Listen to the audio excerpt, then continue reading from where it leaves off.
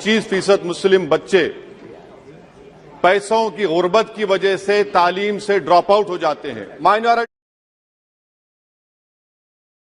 के बजट को 40% कम कर दिया, स्कॉलरशिप के पैसों में 560 करोड़ रुपए कम कर दिए। ये आपकी मोहब्बत है जो नफरत की निशानी बनती है।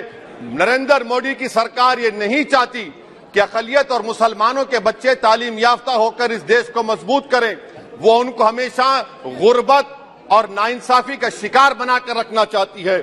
सर, 65 पेट्रोलिंग पॉइंट में से 26 पेट्रोलिंग पॉइंट पर भारत की फौज पेट्रोलिंग नहीं कर सकती है। चीन से आप डरते हैं। अरे डिसएंगेजमेंट हुआ तो डी एस्केलेशन कब होगा, डी इंडक्शन कब होगा? चीन से आप डरते हैं। 3 साल से चेयरमैन साहब 50,000 भारत की फौज हजारों फीट चोटियों पर बर्फ में खड़ी हुई है।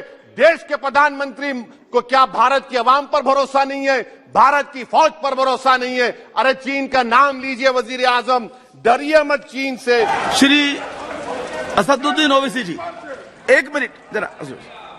जिन माननीय सदस्यों को अपने भाषण सभा पटल पर रखने हैं वो कृपया रखें, उनको अनुमति है, प्लीज।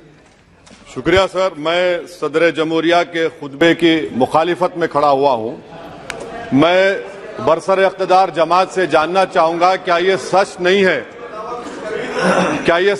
है कि आप ही के आदाद व शुमार 75वां NSSO का डेटा ये कहता है कि 25% मुस्लिम बच्चे पैसों की गुर्बत की वजह से तालीम से ड्रॉप आउट हो जाते हैं?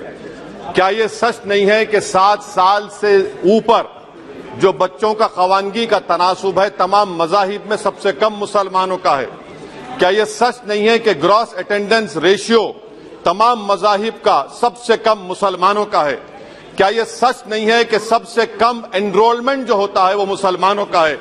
क्या यह सच नहीं है कि AISHE की रिपोर्ट ये कहती है कि हायर एजुकेशन में मुसलमान का तनासुब 5% से 4% पर आ चुका है?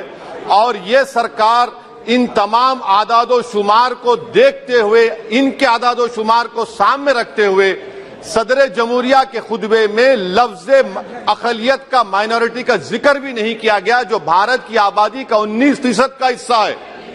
ये इनकी मोहब्बत है अक़लियतों से और मुसलमानों से।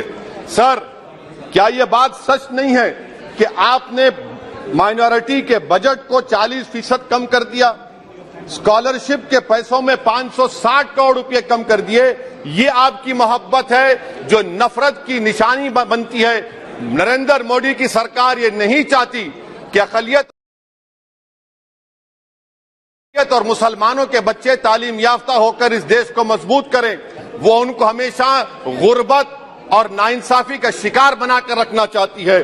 सर, दूसरी बात इसमें यह है कि आज अक़लियतों को मुसलमानों के ताल्लुक से कोई महीना ऐसा नहीं जाता जहां पर उनको जान से मारने की धमकी नहीं दी जाती। बरसर इख्तिदार जमात के एक MP साहिबा ने कहा कि चाकुओं को सिर्फ तरकारी के लिए इस्तेमाल मत करो, गर्दनें काटने के लिए इस्तेमाल करो। बरसर इख्तिदार जमात के एक MP ने दिल्ली में कहा कि मुसलमानों का समाजी बायकॉट करो।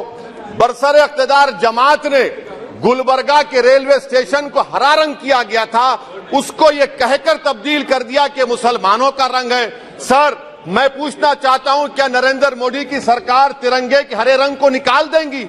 क्या हरा रंग मुसलमानों का है? क्या नरेंद्र मोदी की सरकार खरबूजे पर पाबंदी आयद कर देगी और देश की जनता से कहेगी कि नागपुर में आपके हेड ऑफिस में उगा हुआ सिर्फ संतरा खाया जाएगा? सर, नारी शक्ति की आप बात करते हैं तो बिल्किस बानो अगर मुसलमान नहीं होती तो बिल्किस बानो को इंसाफ मिल जाता।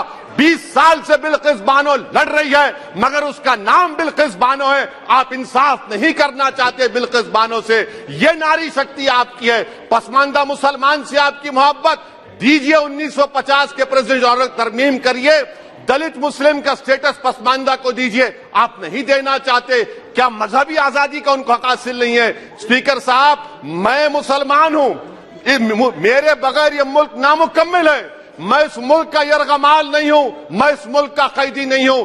मैं पूरे सिटीजनशिप की राइट को चाहता हूं और अभी चाहता हूं। कब आप बिहार के सुरजापुरी और कोल्हैया बादरी को कौमी OBC स्टेटस देंगे?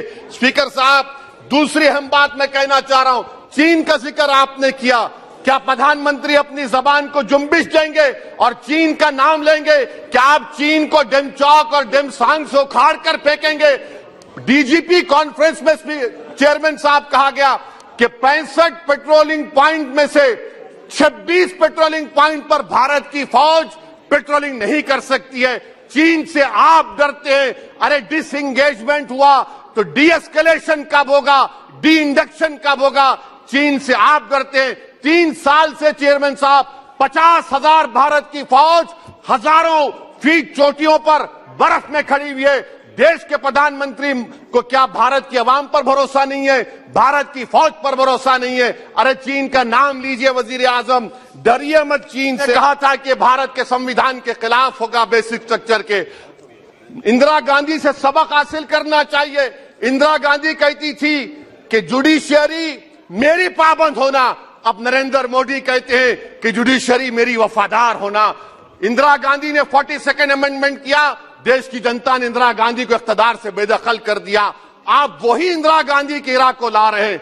आप बताइए स्पीकर साहब, क्या ईसाई मानने वाले व्हाइट टेरर हैं? क्या ईसाई मजहब के लोग व्हाइट टेरर को फरोग देते हैं? आप बताइए। मैं यहां पर जजेस को तहफुज करने के लिए नहीं खड़ा हूं, मैं बेसिक स्ट्रक्चर की हिफाजत में बोल रहा हूं। मैं अदलिया की आजादी के लिए खड़ा हूं, मैं एग्जीक्यूटिव की आजादी के लिए। आज इसी वजह से 60% मुल्क की दौलत 1% जनता के पास है।